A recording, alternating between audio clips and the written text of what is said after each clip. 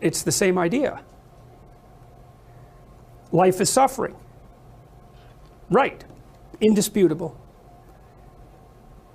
What do you do about that? You voluntarily accept it and then strive to overcome the suffering that's a consequence of that.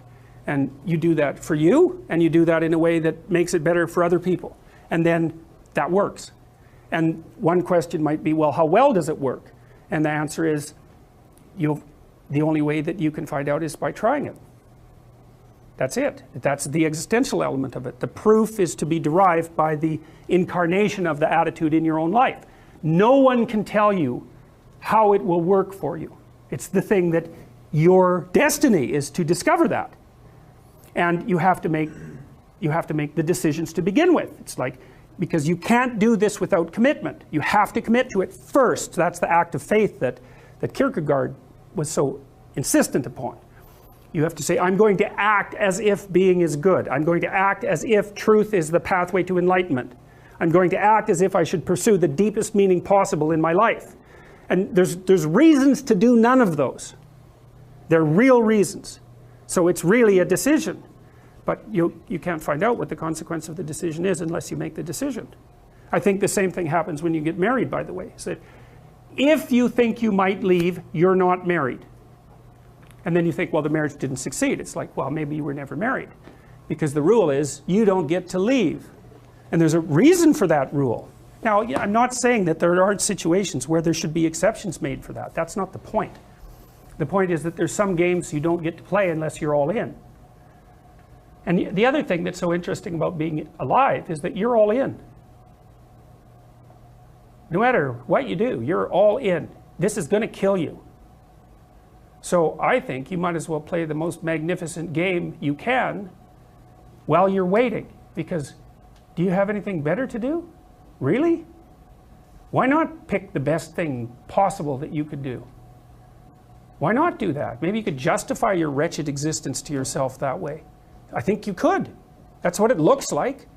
You know, people find such meaning in the responsibilities they adopt. It stops making them ask questions about what life is for. If you have a newborn child, for example, like unless you're really in a bad way, psychotically depressed, or maybe your personality really needs some retooling, you stop thinking about anything but ensuring that that baby is doing well. And if someone comes along and asks you an existential question about your commitment to that, the right response is, why are you asking me such stupid questions when this is manifesting itself right in front of your eyes? Like, how blind can you be? That isn't a time for questions about the meaning of life. The answer is right in front of you. And if you can't see it, it's not because life has no meaning, it's because you're blind. I mean, that's what the image of the Virgin Mother and the child is all about. It's like, what's the answer to the meaning of life? Here's an answer. It's like, well, I'm going to criticize that. Well, go right ahead. You know, it's like what you're like a what do you call that? A termite gnawing on a temple. There's no utility in that sort of criticism. It's blindness. And it's the same thing with regards to the path of the hero. It's like it glistens in front of you and you can criticize it. It's like, fine. Put the cart before the horse and see how far you get. So I thought, to bring full closure to the class, I was trying to solve this terrible puzzle that confronted me and many other people about how it was that human beings got themselves in such a tangle about what they believed. Such a tangle that we were pointing the ultimate weapons of destruction at one another, which, by the way, we are still doing. And I thought, okay, well, I understand that. We need our belief systems. They orient us. And that means there will be conflict between belief systems, and that can be a catastrophe. And that's being played out everywhere, again, in very many ways. What's the solution to that? Well, one possibility is there's no solution. It's just mayhem all the way around. Could be the case. But it seemed to me, as I delved into it, that the proper solution to that was to live properly as an individual, because you're more powerful than you think. Way more powerful than you think. I mean, God only knows what you are in the final analysis. You're blind to your own weaknesses, but you're also blind to your own strengths. And so then I think, well, if you got your act together, it'd be better for you, and instantly it would be better for your family, assuming they wanted you to get your act together, and not everyone does, and then it would be better for the community. It's like, how far could you take that? If you stopped wasting time, and if you stopped lying, and if you oriented yourself to the highest possible good that you could conceive of, and you committed to that, how much good could you do? Well, I would say, why don't you find out?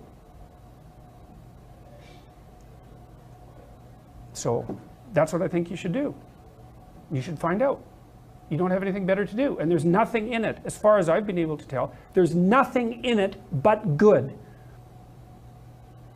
So maybe you could sort yourself out so that you wanted nothing but the good. And then maybe you could help make that manifest in the world. And maybe we wouldn't have all these terrible problems then. At least we'd have fewer of them, and that would be a start. So it's the answer to the problem of humanity is the integrity of the individual. That's the answer. So, and states that are predicated on that realization are healthy.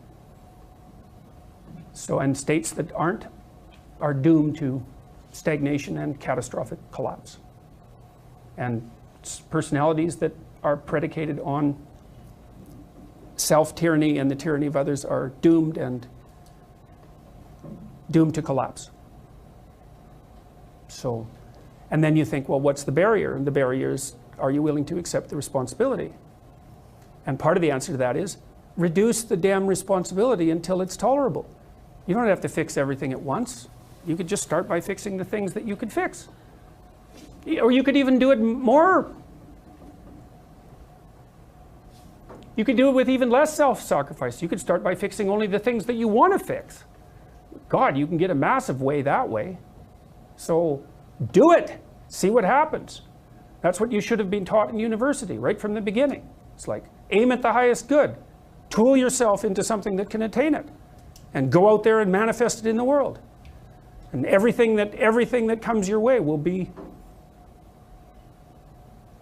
a blessing. And so all you have to do is give up your resentment and your hatred. I know that's a hard thing to give up because you have plenty of reason for it. That's probably a good place to stop. So it was a pleasure